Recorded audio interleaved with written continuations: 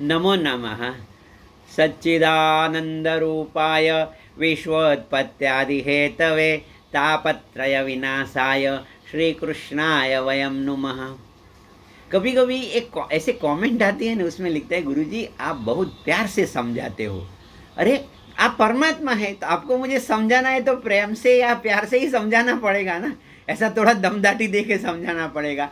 मेरे लिए तो आप राम है, इसलिए जब कमेंट में कभी आता है कि गुरुजी आप बहुत प्यार से समझाते हो, तो भाई मेरे लिए तो अब मैं पूजा कर रहा हूँ तो प्रेम से पूजा कर रहा हूँ, आपकी पूजा हो रही है।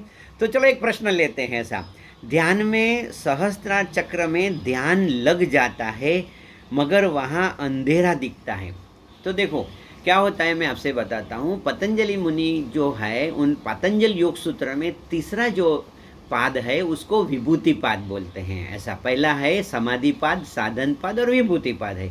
फिर जो चौथा है वो कैवल्य पाद है। उसी में ऐसे बताया कि कंटकोपेक्षुत पिपासा निवृत्ति ही, ऐसा कहाँ ध्यान करनी चाहिए, धारणा ध्यान समाधि, वो सब डिटेल में पहला दूसरा तीसरा और चौथा श्लोक, ये आपको जो सूत्र है वो थोड़ा पढ़ लेना। और फिर थोड़ा लेसन भी दे दिया, अपने हिसाब से समझ लो। और फिर आपको मालूम पड़ेगा तो आपको जो है मूर्ध ज्योतिषी सिद्ध दर्शन। तो आप जब वहाँ उसको बोलते हैं त्रयम एकत्रम इति संयम। जब धारणा ध्यान समाधि एकत्र हो जाती है उसी को संयम बोलते हैं। और तज्जयात प्रज्ञालोक, ऐसा सूत्र है, ऐसा समझ लो। तो क्या अभी क्या होता है, उन्होंने बताया कि वहाँ पर क्या दिखता है बताओ ना प्लीज़। देखो जासी रही भावना जैसी प्रभु मूर्त देख ही तैसी। यदि क्या होता है कि आपकी भावना के हिसाब से दिखता है, तो यदि किसी को कृष्ण में श्रद्धा रहती तो वहाँ उसको कृष्ण परमात्मा दिखते हैं, किसी को शिव में श्रद्धा है तो शिव परमात्मा दिखता है, और यदि किसी को कुछ नहीं दिखता है, निर्विकल्प निरंजन निराकार, ऐसा समझ लो। तो कुछ भी दिखता है तो भी आनंद में रहो और नहीं ध्यान करते रहो। फिर पहले तो सब दिखता था, अभी जैसे जैसे मन सूक्ष्म होगा ना तो वो क्या होता है, दृश्यानुविद समाधि होती है। जो कुछ दिखता है ना उसी को दृश्यानुविद समाधि बोलते हैं।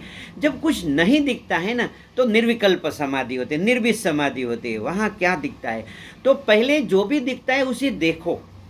फिर क्या होता है कि जब कुछ दिखना रहता तो इष्ट देव की मूर्ति देखो, जैसे राम, फिर कृष्ण परमात्मा, फिर माता रानी, जो भी जिसमें श्रद्धा है, जैसे गाय माता है, सूर्य भगवान है, जो भी है, चंद्र माता, जो भी है, आपको जो भी दिखता है, ध्रुव, देखो ध्रुव में ध्यान करने से बोलते हैं ध्रुवे ताराभिज्ञानम।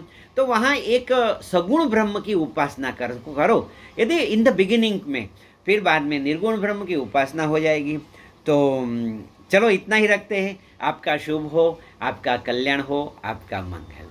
देखो कभी कभी क्या होता है कि मेरा जो वीडियो था ना उसमें एक मित्र ने पूछा कि गुरुजी बहुत दिनों के बाद आपका दर्शन हुआ, तो फिर बहुत आनंद आया। तो देखो मुझे भी आनंद आता है, मगर कभी कभी मैं गहरे ध्यान और मौन में रहता हूँ, ऐसा समझ लो। इसलिए कभी कभी मिलना होता है। कभी जो अभी जैसे हो गया तो एक दिन रात को मैंने वीडियो बनाया, तो आज भी जैसे वीडियो बना रहा हूँ।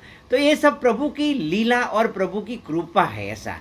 तो जब मैं वीडियो बनाता हूँ तो प्रभु की कृपा समझता हूँ। मैं भाग्यशाली मुझे समझता हूँ कि हे प्रभु तो मुझे अच्छे काम में जैसे लगा रहा है, यू आर यूजिंग। प्रभु क्या करता है, मेरा उपयोग कर रहा है, जैसे वो परमात्मा। तो बोला अच्छा है, चलो मेरा वीडियो रहेगा, कोई मार्गदर्शन मिलेगा, किसी को आनंद आता है। और मैं हमेशा एक संकल्प करके वीडियो बनाता हूँ कि जो भी वीडियो देखे उसके अंदर परमात्मा का ज्ञान प्रकट हो जाए। बस मेरा एक संकल्प है कि ये वीडियो नहीं है, ऐसे मत समझना कि वीडियो है ऐसे मैंने बना दिया। मेरा संकल्प है कि जो भी वीडियो ये देखेगा, मैं सुनेगा, उसके भीतर ब्रह्म ज्ञान, उस परमात्मा प्रकट हो जाएगा। ऐसा मेरा दिव्य संकल्प है और दिव्य संकल्प लेके ये जो वीडियो बनाता हूँ। तो चलो ये मेरा संकल्प है, आपके भीतर उस परमात्मा का ज्ञान प्रकट हो जाए और आपको जब अंतिम सत्य है वो मालूम पड़ेगा, अहम ब्रह्मास्मि चिदानंद रूपम शिवोहम शिवोहम, और आप अल्टीमेट लिबरेशन पा सके, कैवल्य मुक्ति आपको मिले, ऐसी मेरी प्रार्थना होती है। May God bless you.